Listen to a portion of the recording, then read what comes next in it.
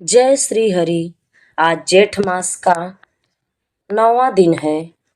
आज हम पुरुषोत्तम मास की कथा अध्याय 9 और 10 सुनेंगे। आज है सोमवार का दिन।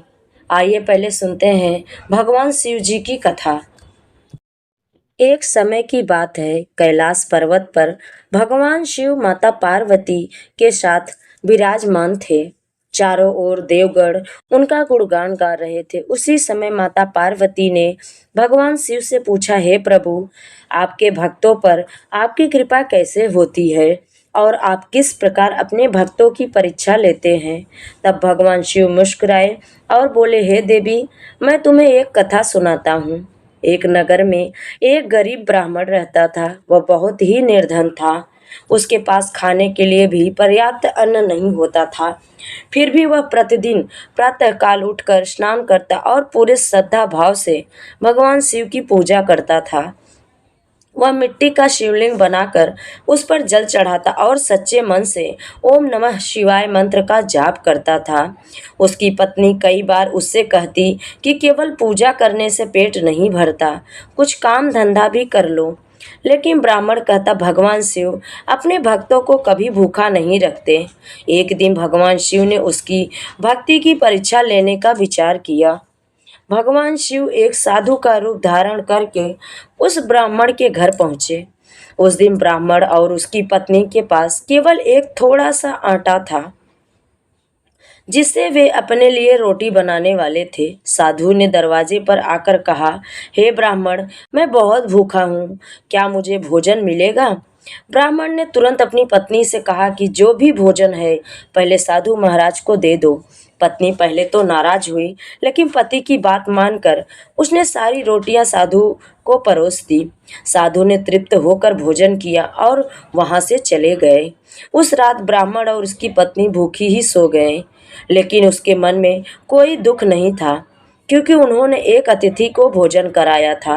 अगले दिन जब ब्राह्मण उठा तो उसने देखा कि उसके घर के बाहर अनाज के कई बोरे रखे हुए हैं और पूरा घर धन धान्य से भर गया है। तभी आकाशवाणी हुई, हे ब्राह्मण, तुम्हारी सच्ची भक्ति और दया भाव से मैं प्रसन्न हूँ। मैं स्वयं भगवान शिव था जिसने तुम्हारी परीक्षा ली थी। यह सुनकर ब्राह्मण और उसकी पत्नी की आंखों में आंसू बहने लगे।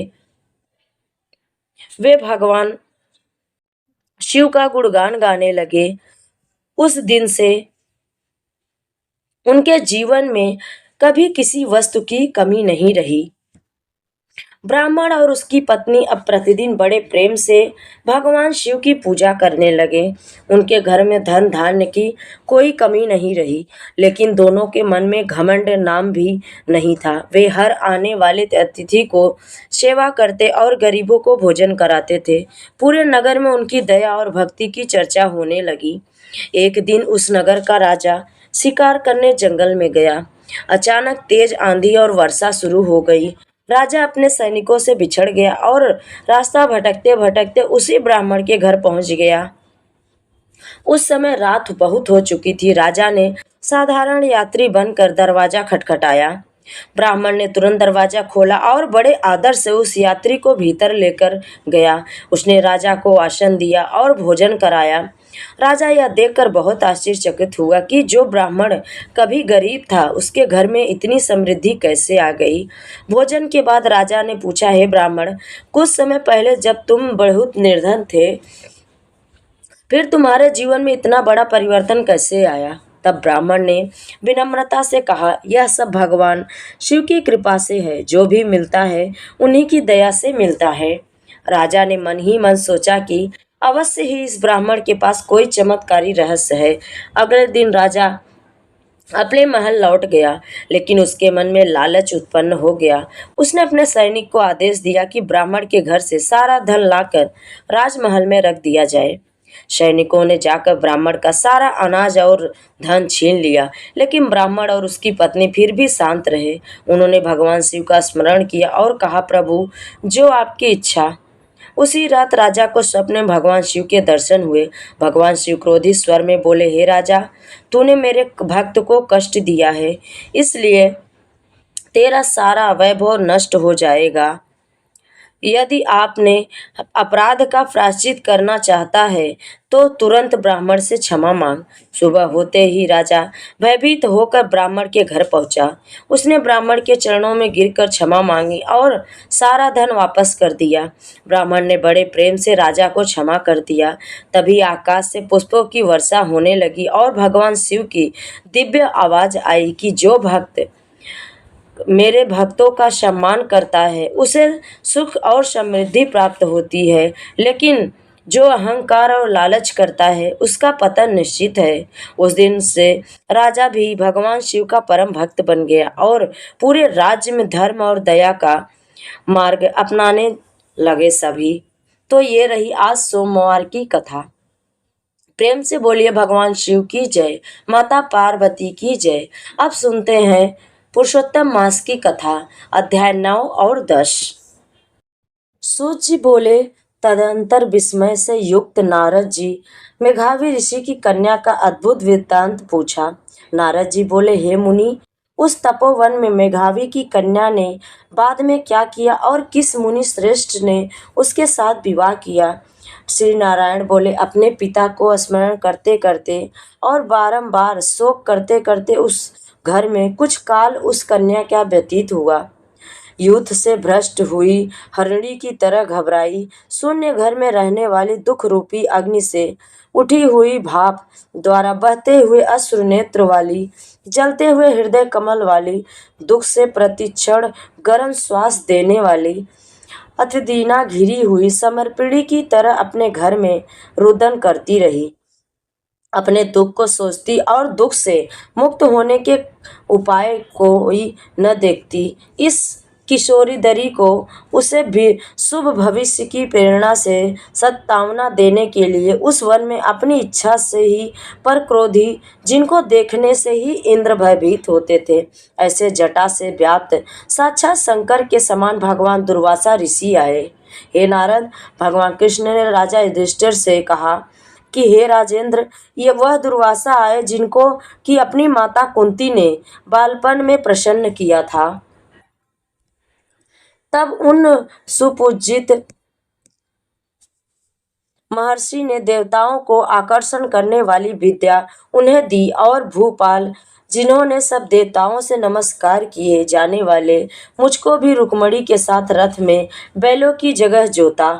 दुर्वासा को बैठाकर रथ खींचते हुए जब हम दोनों मार्ग चलने लगे, तब चलते चलते मार्ग में अति तीव्र प्यास से सूख गए थे। तालु और ओष्ठ जिस रुक्मणी के ऐसी जल चाहने वाली रुक्मणी ने जब मुझे सूचित किया, तब कंधे पर रथ की जोत को रखे हुए चलते चलते ही पांव के अग्रभाग से पृथ्वी को दबाकर रुक्मणी के प्रेम से वशीभूत मैंने भोगवती नाम की नदी को उत्पन्न किया। तब वही भोगवती ऊपर से बहने लगी। अदंतर उसी के जल से, हे महाराज, रुक्मणी की प्यास को मैंने बुझाया। इस प्रकार रुक्मणी की प्यास न को बुझ देख उसी क्षण अग्नि की तरह दुर्वासा क्रोध से जलने लगे और प्रलय की अग्नि के समान उठकर दुर्वासा ने श्राप दिया। बोले, बड़ा आश्चर्य है श्री कृष्ण, रुक्मणी तुमको सदा अत्यंत प्रिय है। स्त्री के प्रेम से युक्त तुमने मेरी अवज्ञा कर अपना महत्व दिखलाते हुए इस प्रकार से उसे पानी पिलाया। तुम दोनों का वियोग होगा, इस प्रकार उन्होंने श्राप दिया। हे युधिष्ठिर, वही यह दुर्वासा मुनि है, साक्षात रुद्र के अंश उत्पन्न, दूसरे काल रुद्र की तरह। महर्षि अत्रि के उग्र तप रूप कल्प वृक्ष के दिव्य फल, पतिव्रताओं के सिर के रत्न, अनसुईया भगवती के गर्भ से उत्पन्न अत्यंत मेघायुक्त दुर्वासा नाम के ऋषि, अनेक तीर्थों के जल से भीगी हुई जटा से सुशोभित सिर वाले साक्षात तपोमूर्ति दुर्वासा ऋषि को आते देखकर कन्या ने शोका सागर से निकलकर धैर्य से मुनि के चरणों में प्रार्थना की। प्रार्थना करने के बाद जैसे वाल्मीकि ऋषि को जानकी अपने आश्रम में लाई थी, वैसे ही यह भी दुर्वासा को अपने घर में लाकर अर्धपात्र और विविध प्रकार के जंगली फलों और पुष्पों से स्वागत के लिए आज्ञा लेकर आदर पूर्वक पूजन कर उसके बाद, हे राजन, यह वह बोली। कन्या बोली, हे महाभाग, हे आद्रिकुल के सूर्य, आपको प्रणाम है। हे साधु, मेरी अभाग्य के घर में आज आपका शुभ आगमन हुआ। हे मुनि, आपके आगमन से आज मेरा भाग्योदय हुआ है। मेरे पिता के पुण्य के प्रभाव से प्रेरित हो मुझे सत्तावना देने के लिए ही आप मुनि सत्तम आए हैं। आप जैसे महात्माओं के पांव की धूल जो है वह तीर्थ रूप है। उस धूल का स्पर्श करने वाली मैं अपना जन्म आज सफल कर सकी हूँ। आज मेरा व्रत भी सफल है। आप जैसे पुण्य आत्मा के जो मुझे आज दर्शन हुए, आज मेरा उत्पन्न होना और मेरा पूर्ण सफल है।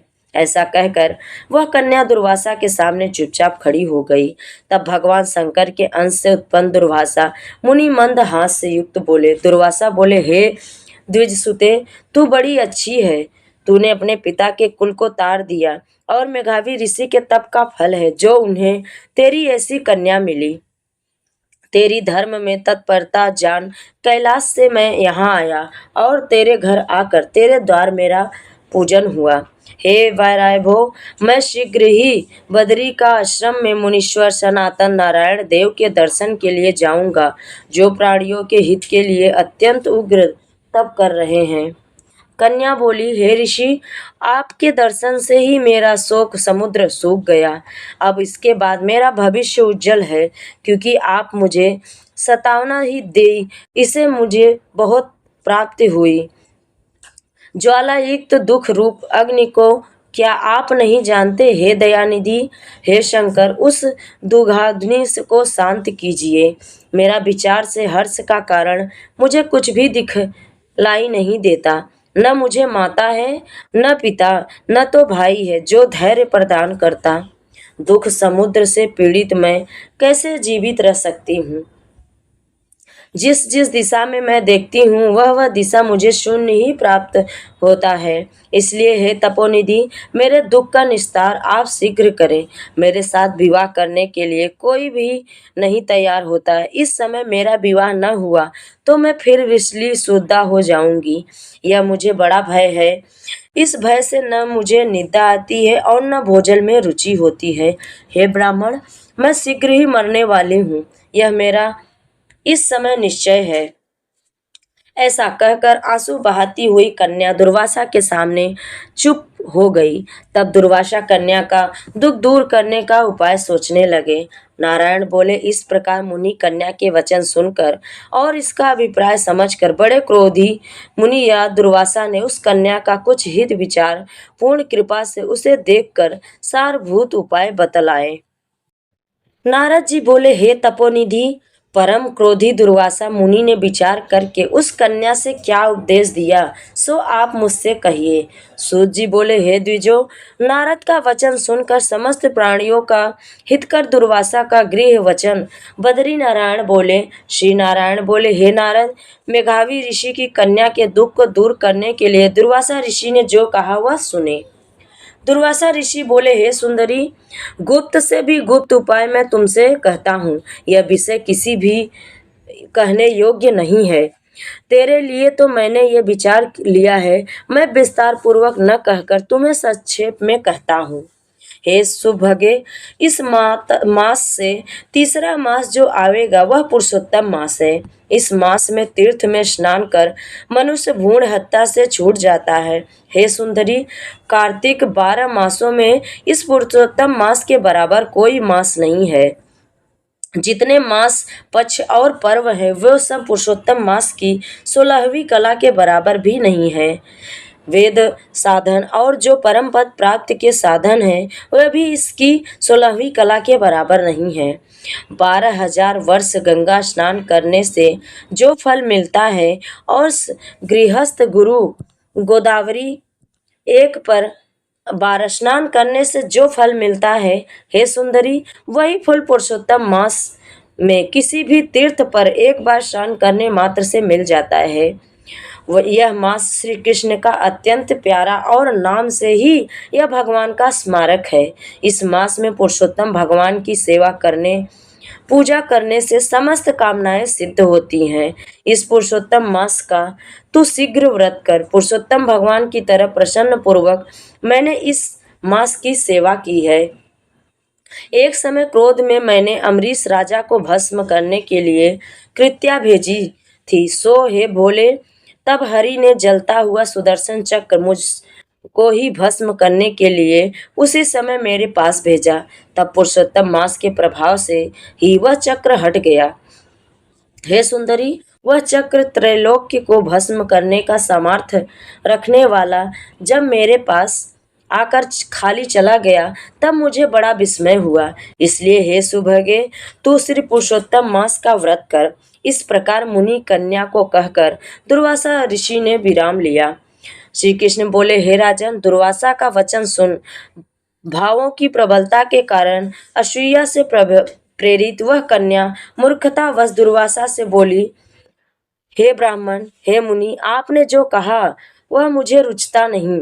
मघादी मास कैसे कुछ भी फल देने वाला नहीं है, कार्तिक मास कम है, ऐसा आप कैसे कह सकते हैं?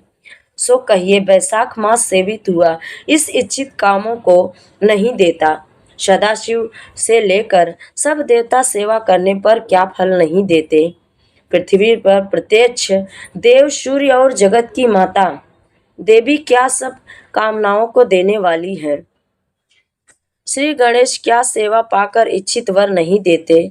व्यक्तिपात और योगों को और सर्व आदि देवताओं को भी सबको उल्लंघन करके पुरुषोत्तम मास की प्रशंसा करते, क्या आपको लज्जा नहीं आती? यह मास तो बड़ा मलिन और सब कामों निंदनीय है। हे मुनि, इस रवि की संक्रांति से रहित मास को आप श्रेष्ठ कैसे कह सकते हैं? सब दुखों को छुड़ाने वाले परम श्री हरि को मैं जानती हूँ। हे देव, दिन रात श्री हरि का चिंतन करती मैं जानकी पति राम और शंकर, पार्वती पति शंकर के सिवाय और किसी को नहीं देखती हूँ।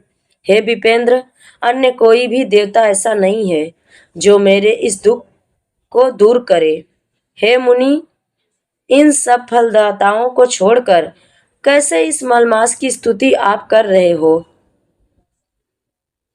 इस प्रकार ब्राह्मण कन्या का कहा हुआ सुनकर दुर्वासा मुनि शरीर से एकदम ज्वालायमान हो गए और नेत्र क्रोध से लाल हो गए। इस प्रकार क्रोध आने पर भी कृपा करके मित्र ही कन्या को श्राप नहीं दिया और सोचने लगे कि यह मूर्खा है, हित अहित को नहीं जानती है, अभी बुद्धि इसकी पूर्ण नहीं है। पुरुषोत्तम मास के महात्म का विद्वानों को भी पता नहीं है, तो थोड़ी बुद्धि वाले पुरुष और विशेष करके कुमारियों को तो ही कहाँ से कहता है। यह कुमारी कन्या माता पिता से रहित दुखाग्नि से जलती हुई अति उग्र मेरे श्राप को कैसे सहन कर सकती है? इस प्रकार सोचकर कृपा से मन में उठे क्रोध को शांत किया और स्वस्थ होकर दुर्वासा मुनि उस अहित विहल कन्या से बोले। दुर्वासा बोले, हे मित्र पुत्री, तेरे ऊपर मेरा कुछ भी क्रोध नहीं है। हे निर्भाग्य, जो तेरे मन में आवे वैसा ही कर। हे और कुछ भविष्य कहता हूँ, सुन। पुरुषोत्तम मास का तूने अनादर किया है, उनका फल तुझे अवश्य मिलेगा। इस जन्म में मिले, दूसरे जन्म में मिले। अब मैं नर नारायण के आश्रम जाऊंगा। तेरा पिता मेरा मित्र था, इसलिए मैंने शाप नहीं दिया तुमको। तू भाव बाल के कारण अपने शुभाशुभ हिताहित को जानती है। शुभाशुभ भविष्य की कोई टाल नहीं कर सकता है। अच्छा, हमारा बहुत समय व्यतीत हो गया, अब हम जाते हैं, तेरा कल्याण हो। श्री कृष्ण बोले। ऐसा कहकर महाक्रोधी दुर्वासा मुनि शीघ्र चले गए। दुर्वासा ऋषि के जाते ही पुरुषोत्तम की उपेक्षा करने के कारण कन्या निष्प्रभाव हो गई। तदंतर बहुत देर तक कन्या ने सोच विचार कर यह निश्चय किया कि देवताओं के भी देवता तत्काल फल देने वाले पार्वती पति शिव की तप द्वारा आराधना करेगी। हे विप्र, मेघावी ऋषि की कन्या ने मन से इस प्रकार निश्चय करके अपने आश्रम में ही रहकर भगवान शंकर के कठिन तप करने को तत्पर हो गई। सूत जी बोले, बहुत फलों के दाता लक्ष्मी पति को और वैसे ही सावित्री पति ब्रह्म को छोड़कर एवं दुर्वासा के प्रबल वचन की निंदा कर वह ऋषि कन्या अपने आश्रम में ही अंधक को मारने वाले शंकर की सेवा के लिए तत्पर हो गई। तो ये रही आज की पुरुषोत्तम मास की कथा। आप सभी को कथा अच्छी लगे तो लाइक, शेयर और चैनल को सब्सक्राइब जरूर करें। कमेंट में जय लक्ष्मी नारायण जरूर लिखें। जय श्री हरि।